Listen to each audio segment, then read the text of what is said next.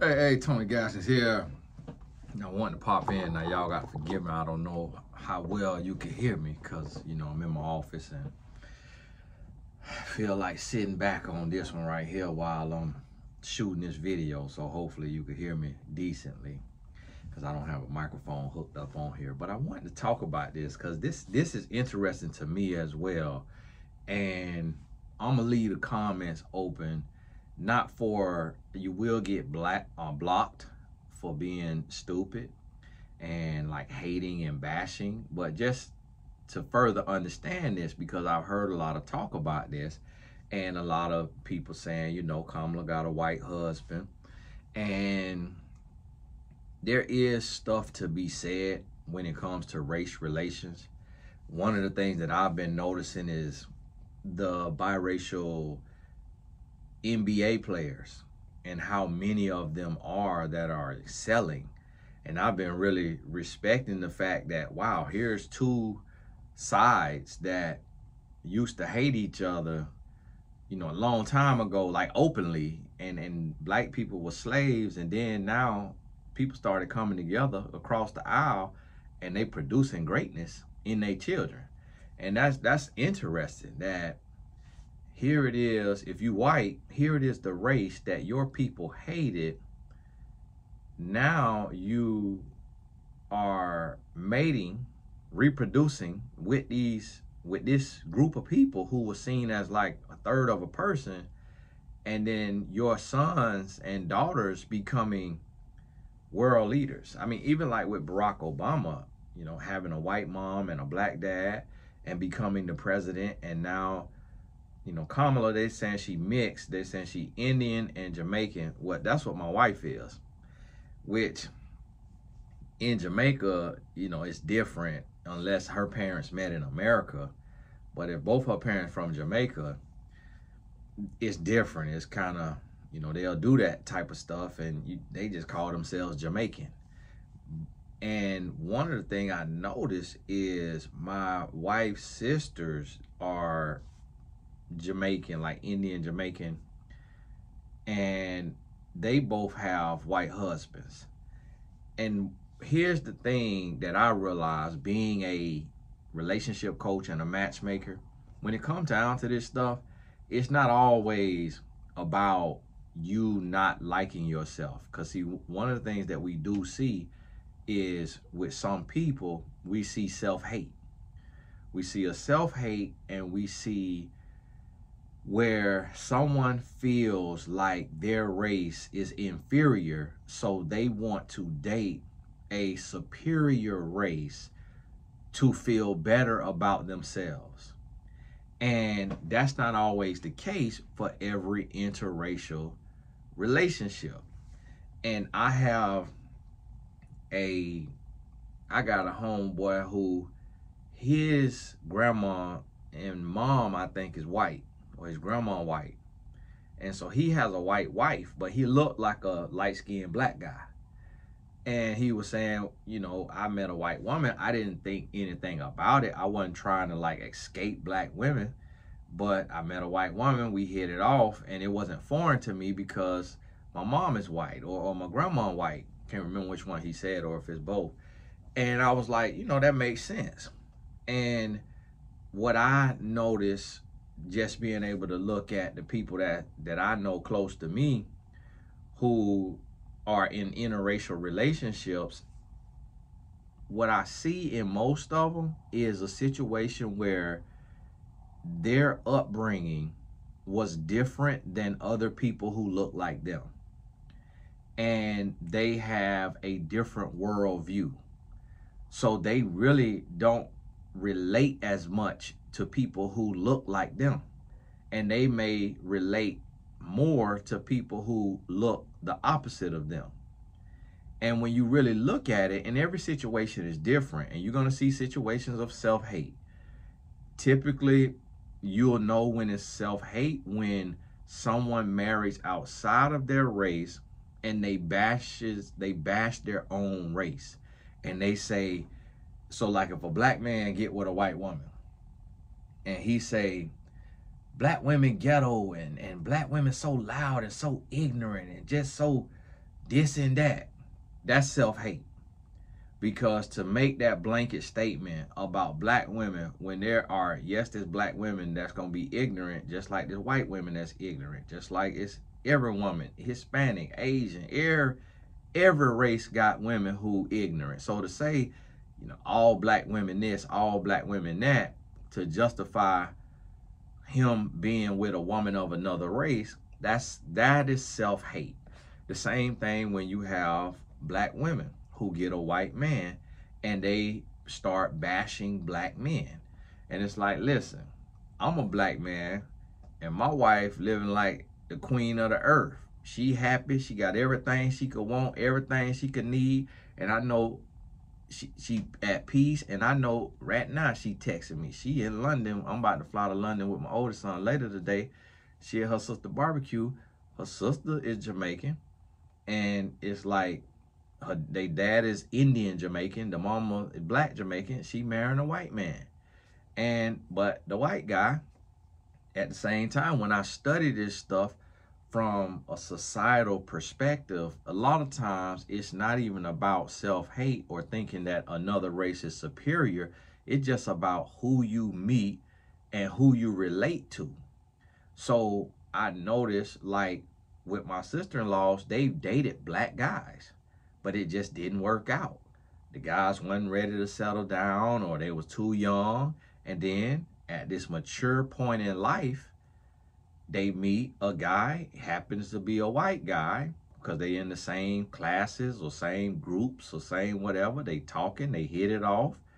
And what I notice about a lot of white guys who get a black woman, the white guy isn't oftentimes like the pick of the litter amongst white women.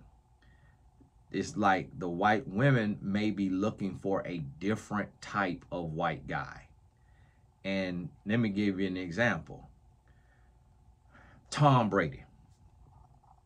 I won't even say Tom Brady. I think he come into that later.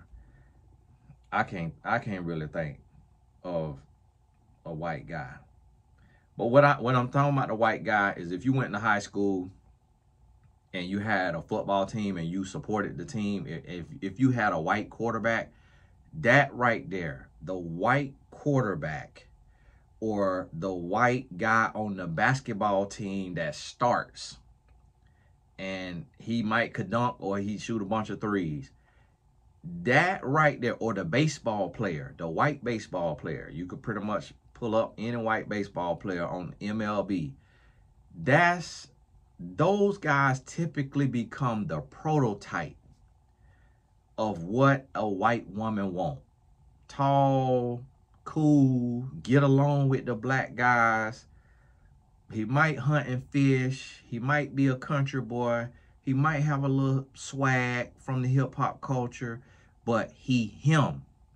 He fit in with everybody. He cool. He the white boy. He might even dance a little bit, or he funny, something like that. Like when you look at, even when you study schoolyard stuff, you'll notice that white girls, they typically go for Mr. It.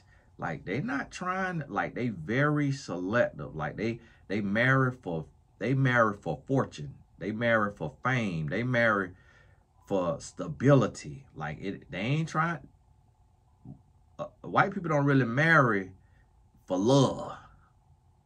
A lot of white women, if you notice and you pay attention, they marrying for stability. And so it comes to a point that he could have a gut, he could be ugly, but if he come from a good family, now he becomes the exception to the rule. But if you take a white guy who is under the height requirement, he's under the income requirement, or he's outside of the looks requirement, he's not really accepted and appreciated by his own women. And then when you take a woman of color, if she don't have a badonkadonk, if she ain't got that booty swinging, a lot of black men don't relate to a woman of color without a booty. Like, and when I say booty, you know what I'm talking about now.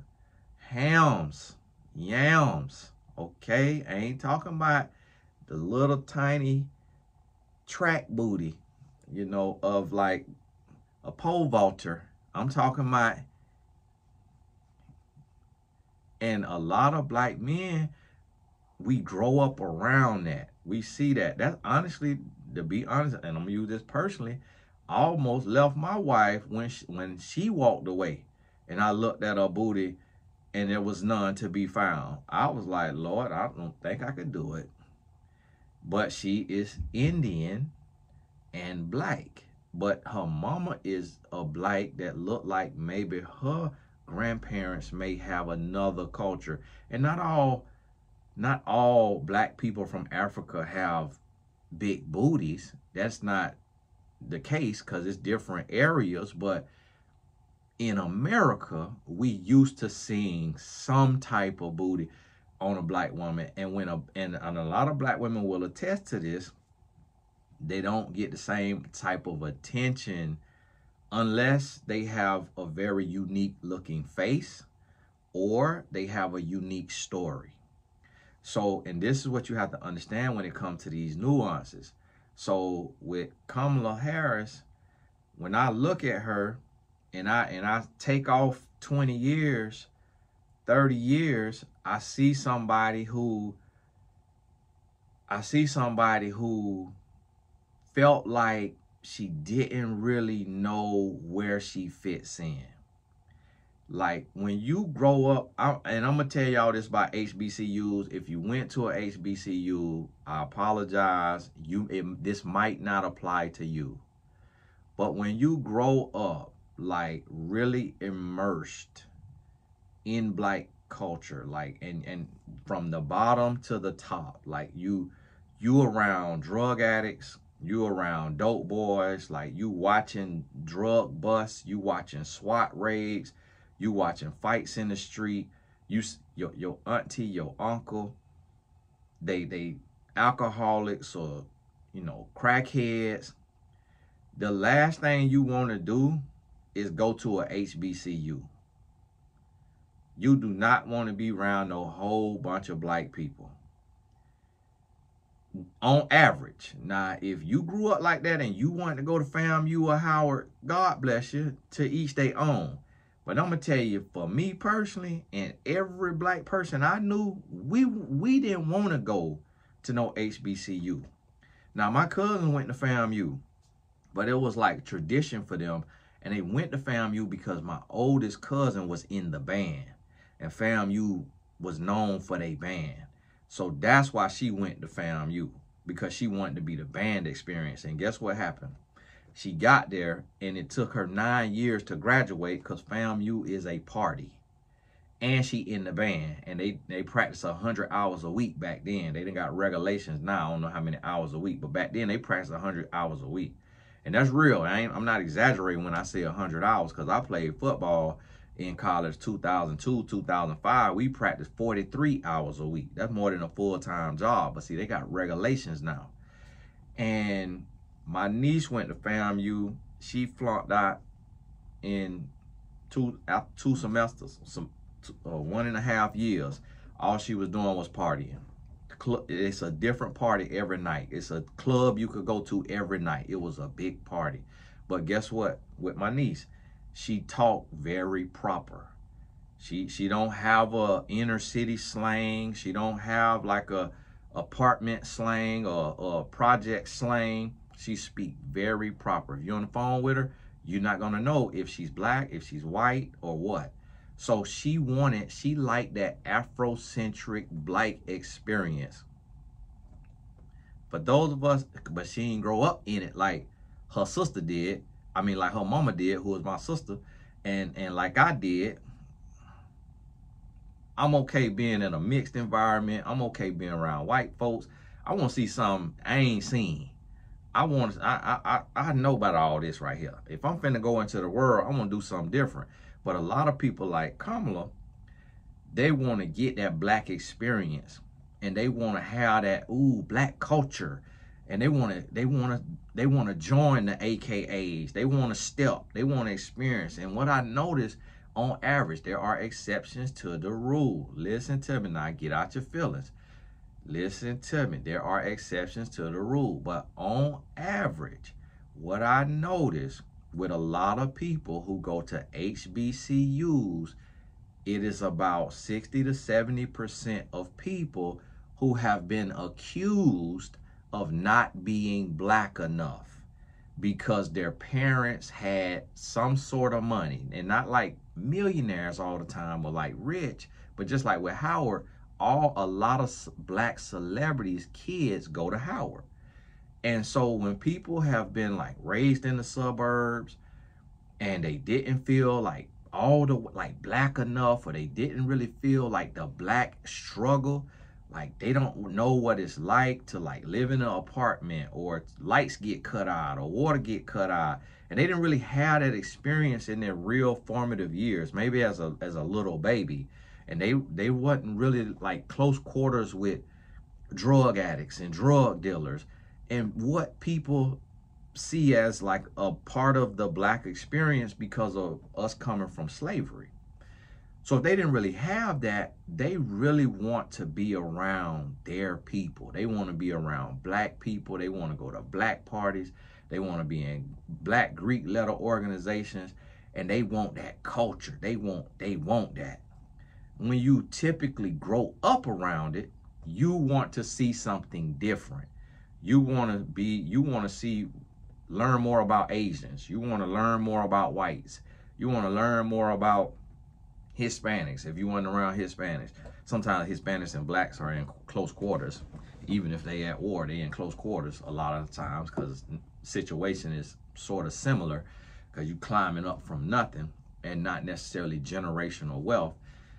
But even like I'm thinking of examples in my mind, like people that I know personally who went to FAMU, black women.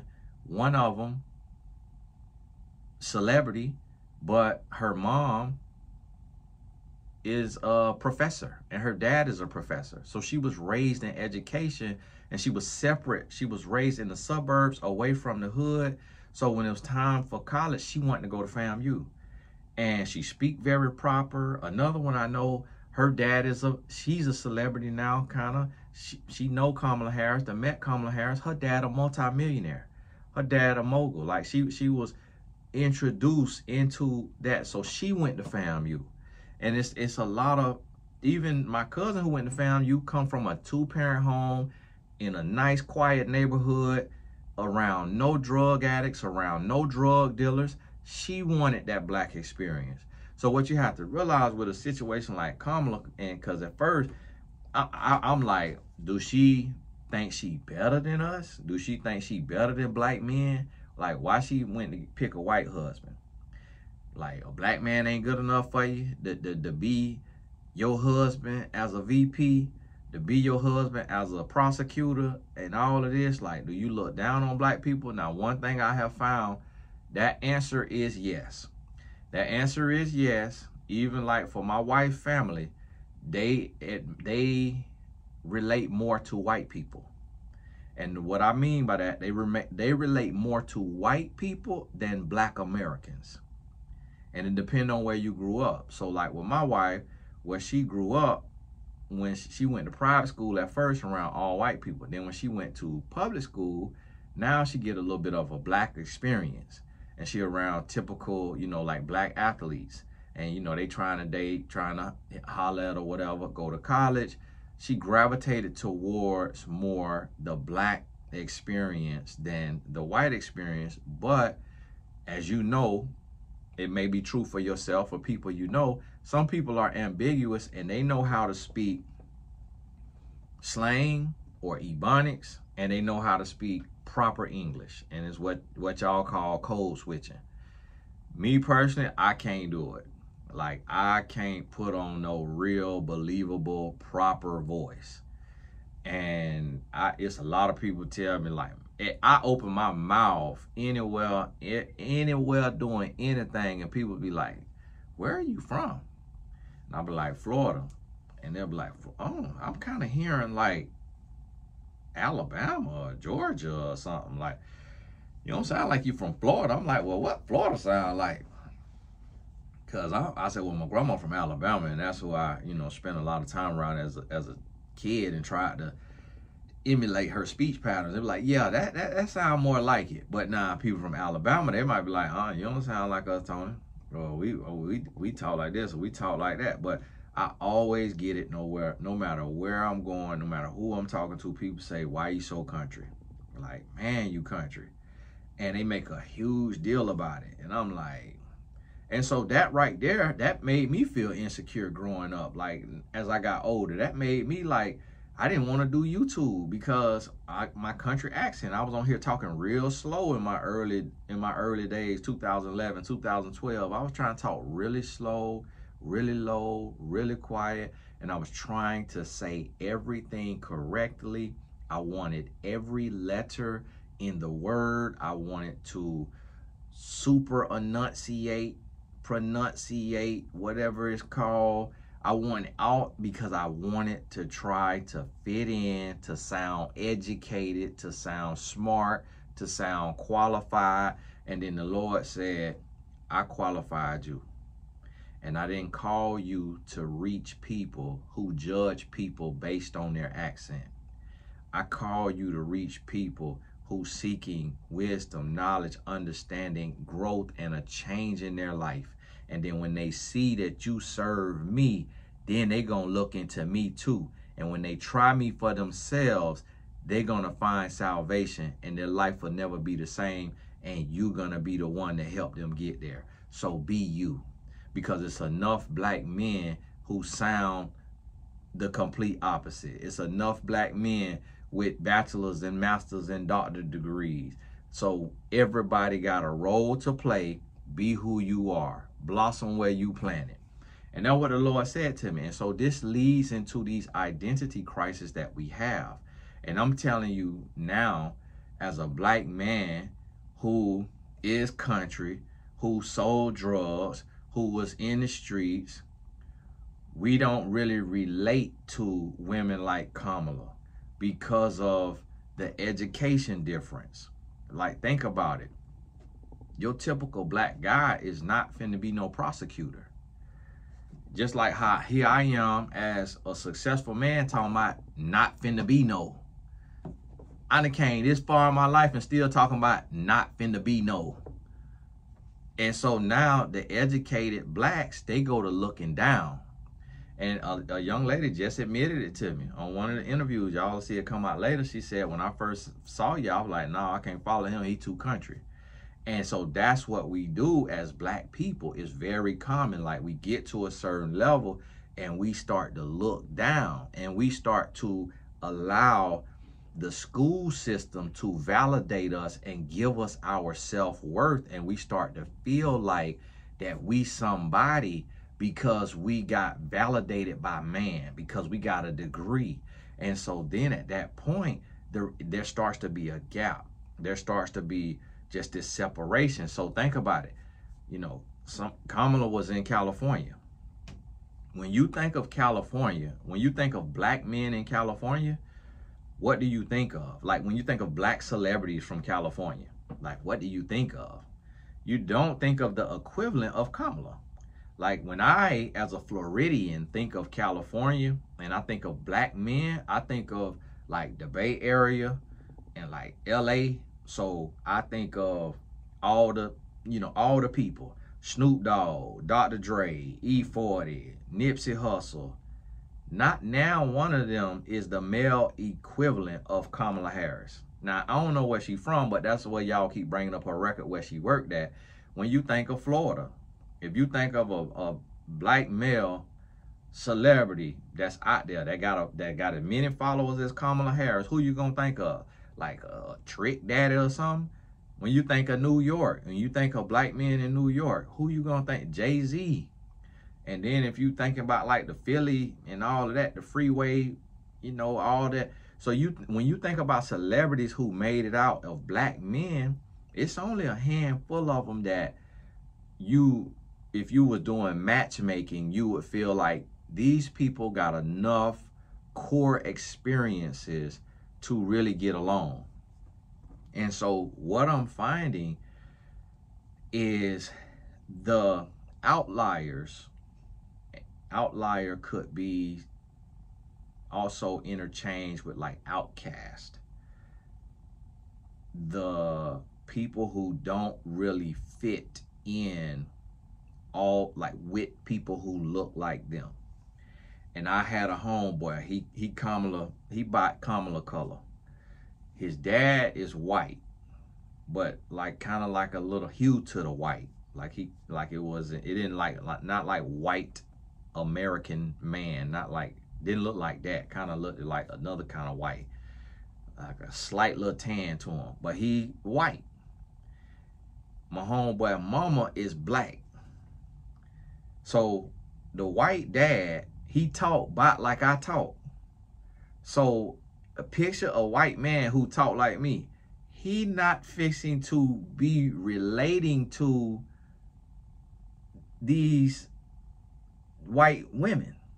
They gonna be like, cause if they come from middle class, upper class, they in a private school or they in an A-rated school. If it's a public school, they getting an education. They doing more education at home. They well spoken.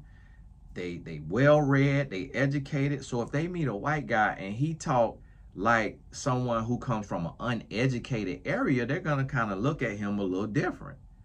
So when I seen he had a black woman, I'm like, okay, that makes sense. But then the black woman, she was a little more polished than the black women that was in that area.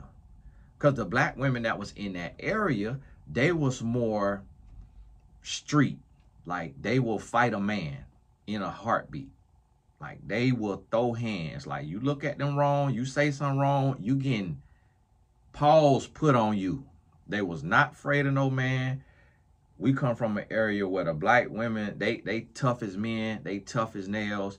They'll throw hot grease in your face, boiling water in your face.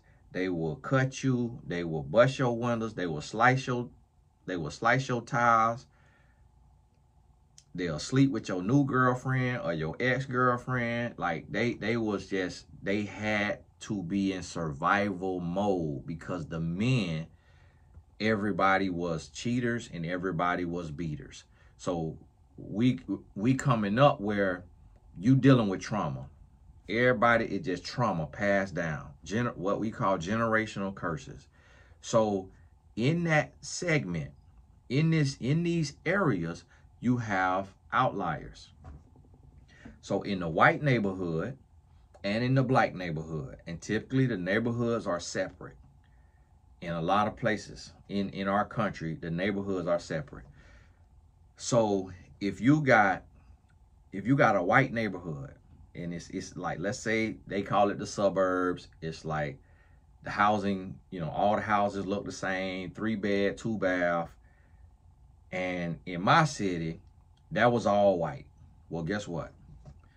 I knew one black family that lived in that white neighborhood, in that white area. Now, in that white area, it's a lot of houses now. It's hundreds of houses, or at least 100. But I knew one black guy who lived there, him and his sister. Guess what, though? Their dad worked in education, and their mom worked in education. They was like school teachers. The one home, but his dad was a college coach, a college basketball coach. So you making more money as a college basketball coach than like the other brother who working in the warehouse. And at that time, probably getting $7 an hour back in that day, or less, $5 an hour before minimum wage and all that had kept creeping up. So here you is, a black man, you making $25 an hour, basically the equivalent. But you're on salary that every other black man is making like $7 an hour to $10 an hour. So you got more money, you're gonna move to a different neighborhood. So you move to the suburbs. So now you in the suburbs, and because you out there in the suburbs, your school's closer to you. White people gonna take care of their own. So they're going to build up them a neighborhood. They're going to have them some nice houses. They're going to get them a gate. And in proximity to that neighborhood, they're going to build a school. And they're going to build a school because they want their kids to go to school with kids who look like them, talk like them, think like them. And so this school will be majority white. And then there will be some Hispanics and blacks who get bussed in, who trickle in, and they do it to check a box to say, we're not discriminating, we're not segregated, we let people come in. And then there will be some blacks and Hispanics. And then, of course, the Asians. I never met a poor Asian. And from my area, you maybe, if you live in a different type of city, you probably met poor Asians. But from my area, there was no such thing. And so you're going to have Asians in there. So at the good schools, you might see mostly whites, Asians, and then you'll see a little less. You got some Hispanics, a little less blacks. But out there, they went to the same school, but they lived in this different neighborhood. But this school was a melting pot, rich and poor, rich and poor. But here go my homeboy, he don't talk like I talk. He went around drug dealers. He didn't see the SWAT raids that I seen. SWAT didn't kick in his house door, his grandma door, and chasing the dope boy who already cuffed and trying to shake out cocaine out the bags. This what I saw growing up. This what I'm around. I'm around at my grandma's house. This what I'm around. My homeboy, he in the suburbs. Guess what? Today, he got a white wife. The reason why he got a white wife is because he could not relate to the black girls we grew up with, and they could not relate to him. So when I seen him, like when he went to college, that's when he met his white wife. When he came home, he was dressed nice. I'm like, hey, bro, what that is you got on, man? He was like, oh, this Express. You know what Express is? The store in the mall? Google it, Express clothing. Even back then, and them clothes was $60, $70, $80. You know what we were wearing? So he in Express. I'm in the streets. I'm running a modeling troupe. Me and my homeboys, we in the club. We got that work on us. We got that fire on us. You know what we wearing? Dickies and Jabos. So my wife, being from where she was, she started being attracted to guys like me because she wasn't raised with her sisters who got a white husband. My wife was raised in a rougher area, in a rougher city. Her sisters was raised posh, big houses, fancy schools, great top of the line education. So it only makes sense for them to relate more to what they're around. Don't mean that they don't like black people. Just can't really relate to most black people. There are black people like my sons. My sons are nothing because I climbed out of the situation with God.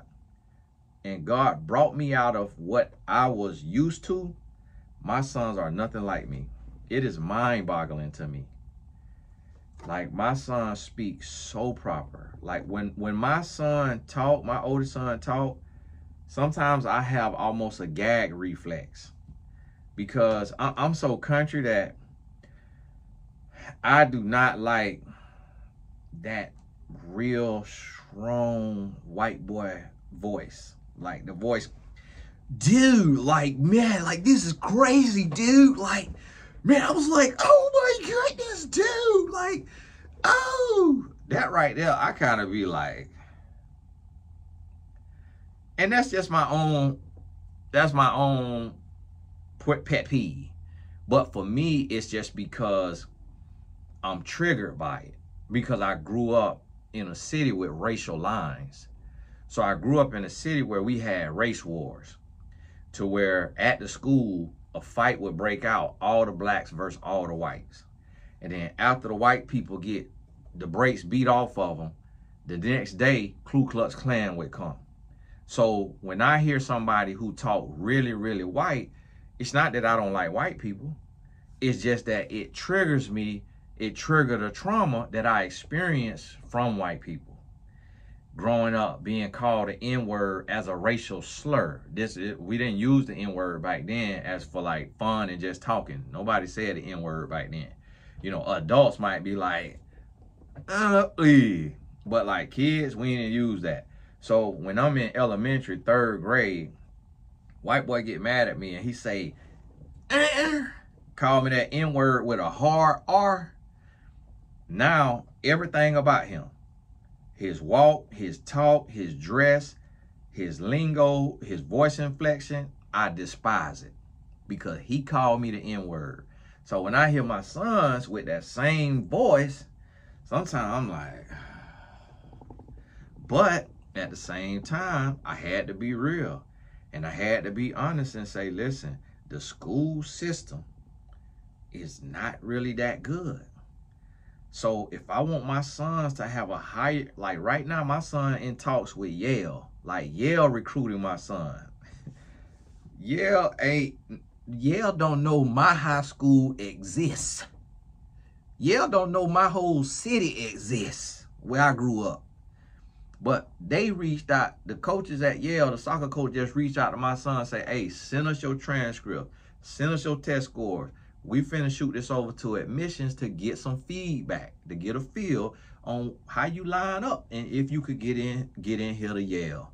Man, I'm proud of that because I understand that I have suffered and my career has suffered because I'm country. And although I'm self-taught and I'm educated, I'm looked down on by more educated blacks and I'm looked down on by whites. For one, for being black, and then for being black with an accent. Having a black accent, what they call it. So what we have to realize with these situations, for those of y'all as you looking and you like, okay, is she for us? Nah, yeah, y'all saying she sentenced black people and all of that. I don't get caught up in that because I really don't have sympathy for sentences and for thugs because I was out there. And when I was out there, I'm like, everything come with it. Like, all is fair in love and war. Like, everything come with it. Like, if I'm out here and I get jammed up and the judge give me football numbers, I got to keep my mouth closed and take it. It's just, it is what it is. The wages of sin is death.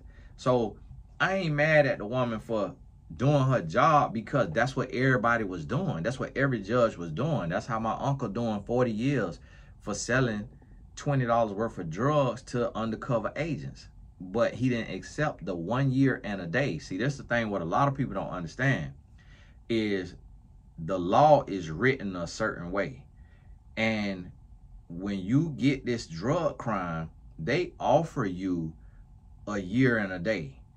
Or they offer you 2 years, 3 years. What happens is, what a lot of people don't understand is when you take it to trial, now everything that is on your record is added to your sentence.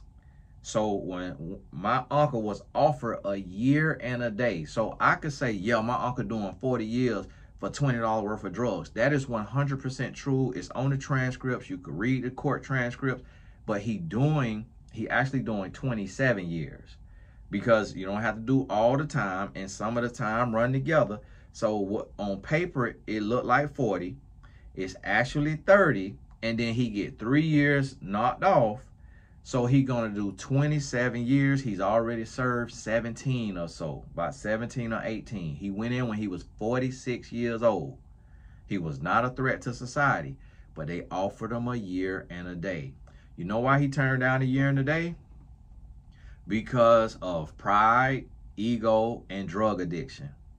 So if somebody is using drugs as well as selling drugs, or they hitting licks, they gang banging, but they using cocaine or they using pills, they are deathly afraid of going to jail and not being able to get a high.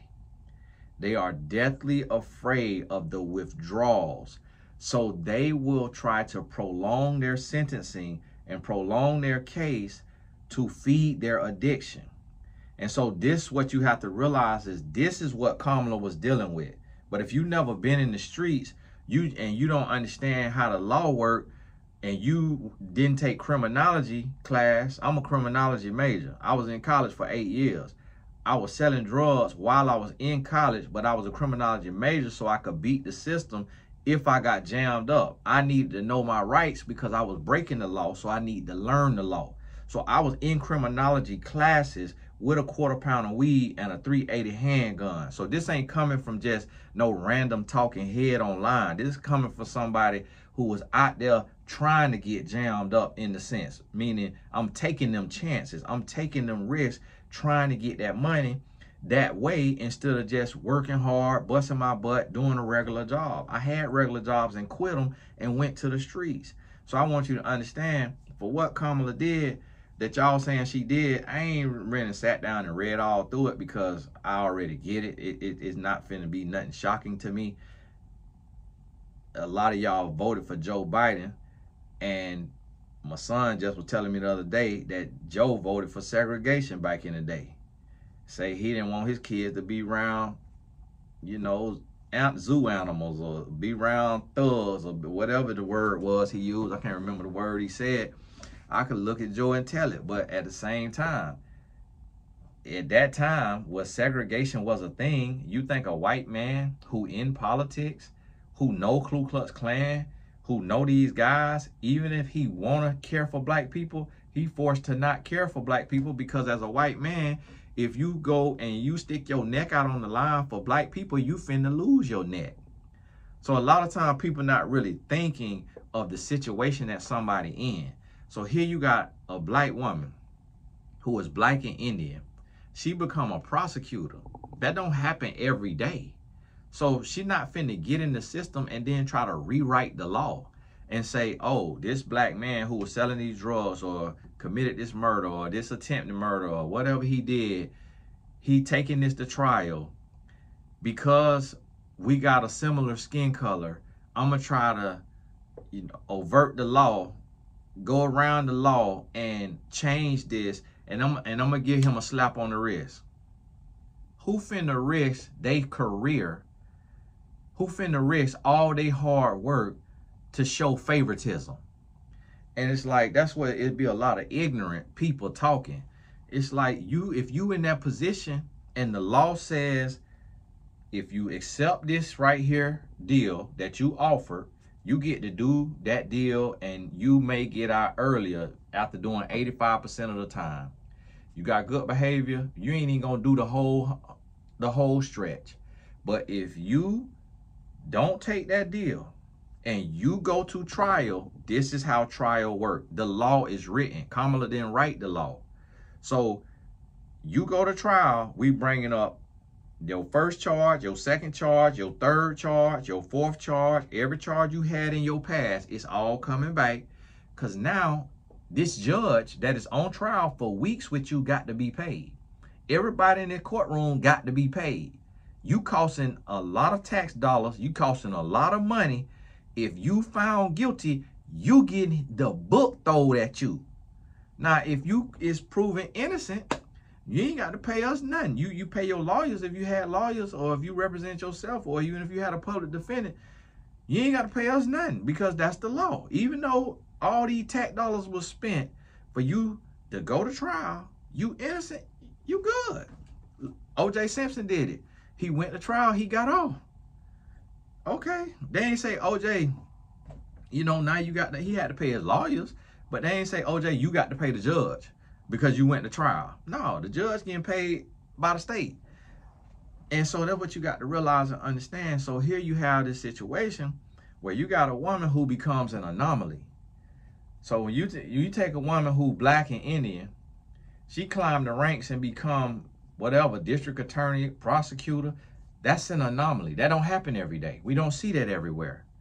So, and then she in an area where majority of the black men, they crip walking. They have chosen a side. They affiliate, even if they're not in a gang. They grew up around Bloods. They grew up around Crips. They grew up around whatever it was. And you are close to that culture. You not, even if you're not doing it, but you're gonna find it very hard as a person of color in a role, in a judicial role, in a legal role, to meet people who look like you. Like when you go out to the brunches, when you go into the meetings, you're not seeing a whole lot of representation back in that day. So that's the thing. What I want you to understand is I'm somebody who despises people who date outside of their race because of personal self-hate. I despise that. Like it angers me to see a black man with a woman of another race because he looks down on black women. That angers me. That angers me. Like, and me personally, you know how they have white nationalists? I'm not no black nationalist, but I love black people. And so what I mean by that is I was prejudiced. And I did want a woman who looked like me, meaning my skin color or darker. But I met my wife while looking for a one-night stand. I'm walking through the mall. I'm hollering at everything in the mall. That's just how I was living. I'm hollering at everything. I seen her. I'm like, oh, she cute. That's a different flavor. That's where I was back then. Sat down. She told me she got a boyfriend. So we didn't talk. Later, she wrote me and said, hey, me and my boyfriend broke up. We sat down. I went and visited her. She didn't let me in her apartment. We sat outside on the bench. We sat down and we talked for 6 hours. See, me, I was sort of an anomaly. Although I'm country, you got to realize who I am today, that was always in me. So I was always like a deep thinker and just wise beyond my years, but I dumbed it down to fit in. I dumbed myself down, became a drug dealer, became a womanizer, became toxic, became to fit in. But I was always called to do and be who I am today. So when I met my wife and we talked for 6 hours, I had never, ever met a woman in my life that could converse as long as I can converse. I want you to understand this. Look how long I've been talking. 47 minutes with no note cards, with no bullet points, with no videos coming up on the screen to take up time, without me following stuff on the screen and narrating on it. I'm just spitting at you. 47 minutes. So for me, I could go. I'm a talker. Every woman that I met before my wife, including white women, black women, Hispanic women, I had dated it all except Asian. Because we didn't have a lot of Asians, and the Asians that was around us, they didn't date outside their race. And it was one Asian young lady who dated outside her race, but she kind of, she had a little too much meat on her bones for me. And she was a little too whatever. And so I ain't deal with her. And she dated other black guys that I knew. And every single woman, I probably feel like the longest conversation I had ever had with a woman at one time maybe was an hour. Could have been 4 hours on the phone, like in high school, where you just on the phone, but you ain't really talking about nothing. You just on the phone, and you know, you cooking or you eating, and you know, you just talking about like people. You talking about your school, and you talking about stuff like that. So it ain't really like you going nowhere with the conversation. Me and my wife, we sit down and talk. We talked about politics. We talked about sports. We talked about religion. We talked about college. We talked about the living situation, apartments. We talked about friends. We talked about relationships. We talked about it all. And it was one of them things to where she could feel a little swag on me, but I conversate on a level that is very rare for black men in our area. Where we was living at, black guys was too cool for school. Very nonchalant, can't really put a sentence or two together that's coherent and that gonna move your spirit. Like very it's very bad education, low level. So when she met me, I was educated by God, by the Holy Bible. So I could talk with her. And I want you to really think about this yourself and think and put yourself in these shoes and say, okay, who have I met that we clicked, we connected, and on the first time we sat down to talk, we talked 6 hours. Like, that's something that's rare. So for me, although I wanted a woman who my color or darker, even though my mom is my wife color, my dad is my color. My sister is my color. So we got more of my dad genes. My mom, I feel like something just happened because she was the 12th child her mama had. So I just feel like something happened because my mom is black. And we don't know of any mix in her of like white or Native American. We don't know of any mix. Her daddy was black. She said he was light skinned. So he could have had some kind of mix. We don't know because black people come in all shades. But my mom is very light. And me and my sister didn't get her color. My wife is like my mom color, but they got different skin textures in the sense of like my wife kind of skew more towards the Indian, and my mama just looked like, to me, she just looked like a light-skinned black woman. So a lot of times women think and believe a man date based on what he saw growing up, like his mama. But we found that not to be true because it's a lot of self-hating black men who got a beautiful black mama and all they want is a woman of another race, and they despise black women. And so had I got a woman because of her complexion, and had I said, oh, I'm getting this woman because I grew up seeing this complexion. Like, I'm just familiar with it. Like, look at my mama. And that's what a lot of guys try to use to get this, like, they get out of jail card. Like, hey, don't be mad at me for getting a white girl. My mom is white, even though my dad is black. But my mom is white. So it makes sense, though. It's a fair argument. It makes sense. But I solely chose my wife based on the connection. I don't date for business. I don't date for wealth. I wasn't doing all of that. I could have been searching around and looking and trying to find a woman who comes from money, from generational wealth, but I didn't care about that. I was literally looking for love. I wanted to be married. I want to be faithful, and I wanted love. So my wife, she come from no money because she was raised by her mom. She come from no money whatsoever. She was working 40 hours a week. She was biomedical science major. And she did not check the boxes of my preferences. But she did check the box of relatability. And we hit it off. And so from there, it was a situation where, hey, okay, let's see where this gonna go. And we weren't necessarily a fit for each other, but we tapped into real love, and love conquers all. Had it just been about like business, like a business deal, we wouldn't have worked. But we really tapped into real love, and love transforms, love transcends, love changes things, love conquers all. And a lot of people don't realize that. And so that's what you got to realize when you look at a situation. And I'm using Kamala as an example, but we seeing this happen more and more. But I wanted to explain the nuances of it. So when you look at it, you don't have to just look down your nose or turn your nose up, or you don't have to just put it in. Sometimes you got to kind of get to know the person's story and get to know that other person's story. Now, I only seen Kamala's husband like once. And when I seen him, I was in my head, I said, it makes sense. Because he don't look like what I know white women desire. Like, the white woman that's equivalent of Kamala Harris, and somebody online was making this big deal about people calling Kamala. It's like, what we supposed to call her? Harris?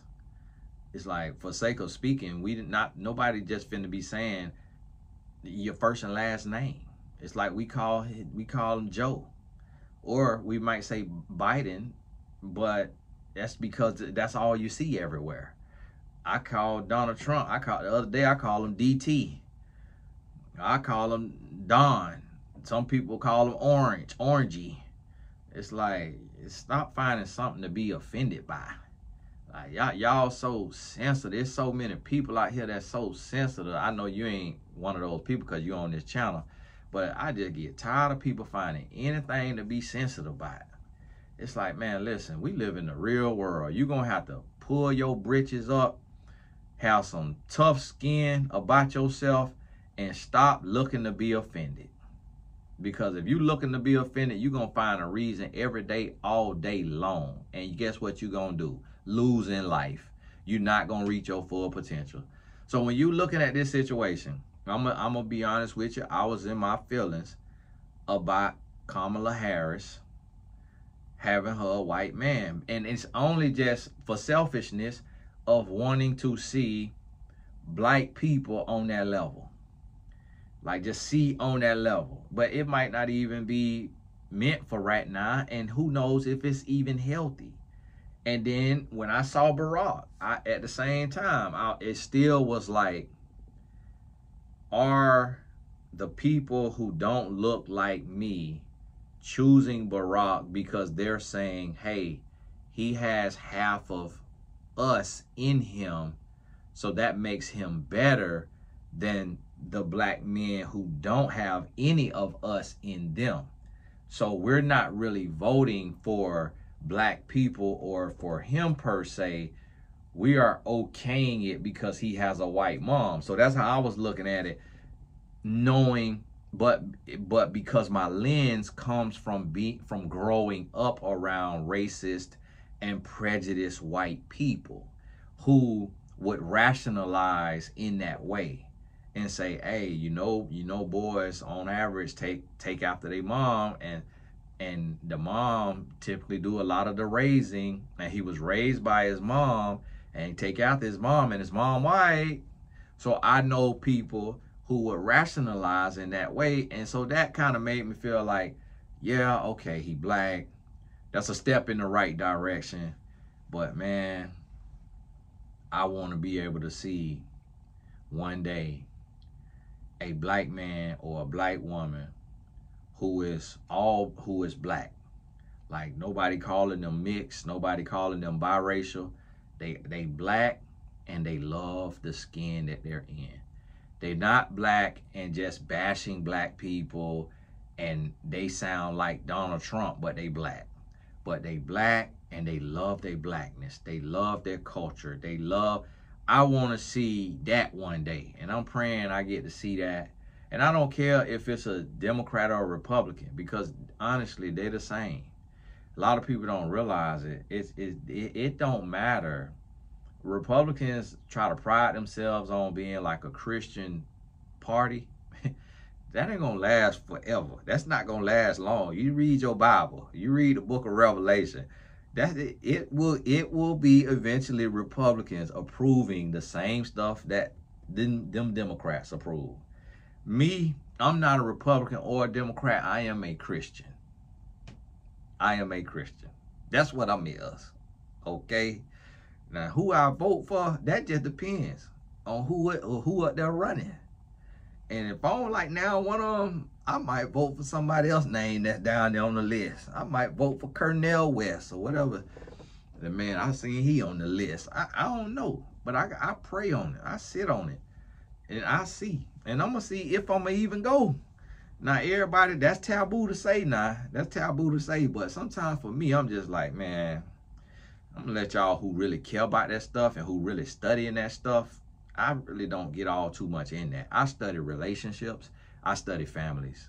I don't really care about politics. I don't really study politics. So so that's why I'm speaking on the relationship of Kamala Harris and not her politics and who we should be voting for. I'm studying the relationship and addressing some of the talks of, does she not love herself? Or do she think white men better? Or can she not count because she got a white husband? And I feel like a lot of it is just kind of ignorant because people like who like them and they choose who like them. And I could see a lot of, when I dated a black girl who was darker than me, but she was like Kamala Harris.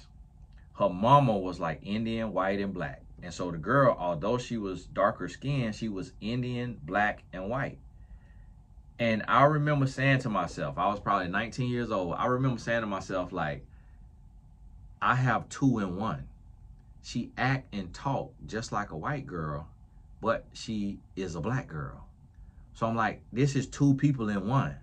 And then I realized similar with my wife, because she certain times she would talk real proper. And unfortunately, y'all forgive me. Where I'm from, we call it talking white. And I know some of y'all getting y'all feelings about that, but it just was because the education was so different. It's not saying that it's something wrong with talking proper. It was just that the whites had better schooling and they read books, and the blacks just kind of went to school and just got passed, and they didn't teach us how to read and write. They just would give us a C to move us to the next grade. Whereas the whites, they was really getting an education. So when we would say you taught white, we wasn't, as kids, you don't mean anything by that. And adults got to stop being so ignorant and so short-sighted and understand what children made that up. But all they were saying is like, you don't talk like me. And we didn't have a vocabulary to say, wow, you speak very well educated. You talking about a black kid that's growing up in poverty. They're going to be like, you talk white. And they say you talk white because you sound like the white people.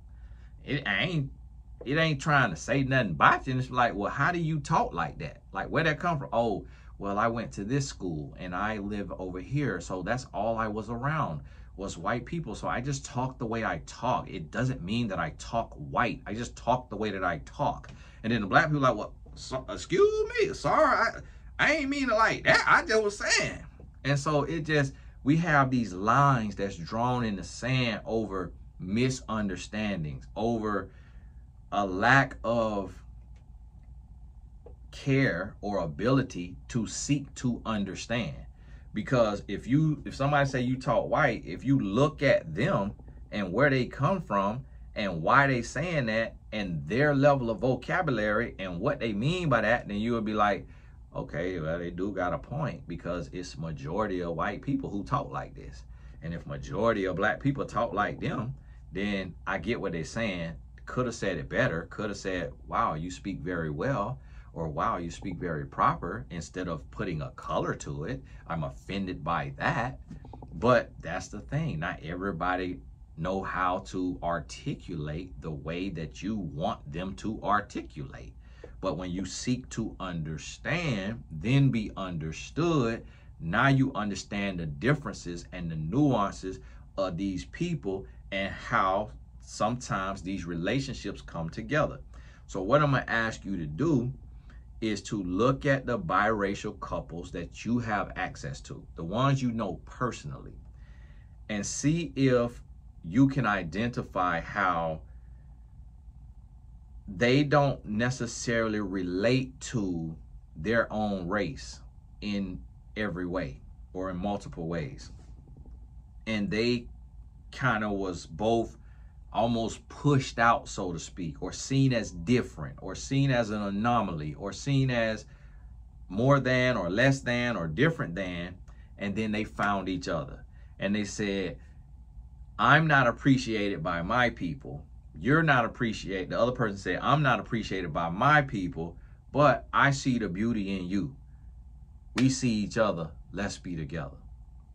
And that's what I'm finding to be the case more often than not. It's just people coming together, different races, but yet still similar backgrounds, and they hit it off, even though they don't look the same. And that's where the slogan, love is blind, originates. Hey, this is Tony Gasson. God bless you. We'll talk soon.